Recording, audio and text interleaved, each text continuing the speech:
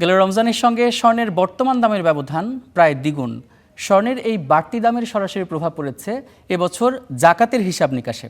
যারা স্বর্ণের দামের ওপর জাকাত দিবেন তাদের আগের চেয়ে বেশি পরিমাণ জাকাত দানের সুযোগ থাকছে।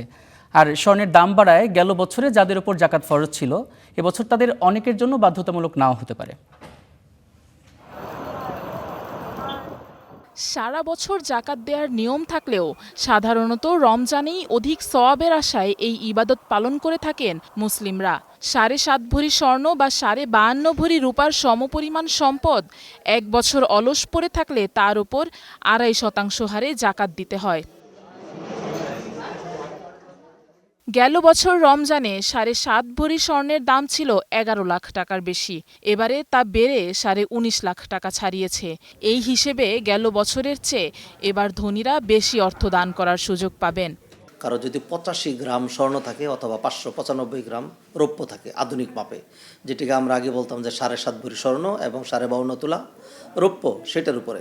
তো যদি গত বছর সেটির রেট কমে থাকে, মানুষ কম দিবে। এই বছর যদি বেশি বেড়ে গিয়ে থাকে তাহলে বেশি পরিমাণে দিতে হবে।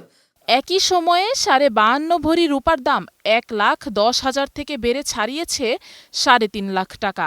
যেহেতু স্বর্ণ ও রূপার দামের পার্থক্য বেশি, তাই দাতার সংখ্যা বাড়াতে রূপার দামের উপর ভিত্তি করেই জাকাত দেওয়ার আহ্বান ইসলামী চিন্তাবিদদের। এইবারের রৌপ্যের যেই মূল্য, সেই মূল্যটা আমরা দেখেছি মোটামুটি 3 লাখ টাকার মতো হয়। যদি কারো 3 লাখ টাকা এটা বছরব্যাপী তার কাছে সঞ্চিত থাকে, 3 লাখ বা তার চেয়ে বেশি, সেটা ব্যবসায়িক পণ্য, ব্যাংকে সঞ্চিত টাকা, নিজের কাছে যা আছে সেটা, অথবা ধরুন কিছু স্বর্ণ কিছু রৌপ্য মিলিয়ে যদি এই মূল্যটা হয় তাহলে তাকে জাকাত দিতে হবে। ধন সম্পদে পবিত্রতা আনা ছাড়াও ধনী গরিবের মাঝে অর্থনৈতিক সমতা নিশ্চিতে ইসলামে সামর্থ্যবান মুসলিমদের ওপর জাকাত ফরজ করা হয়েছে। Afroza Lamia, star news.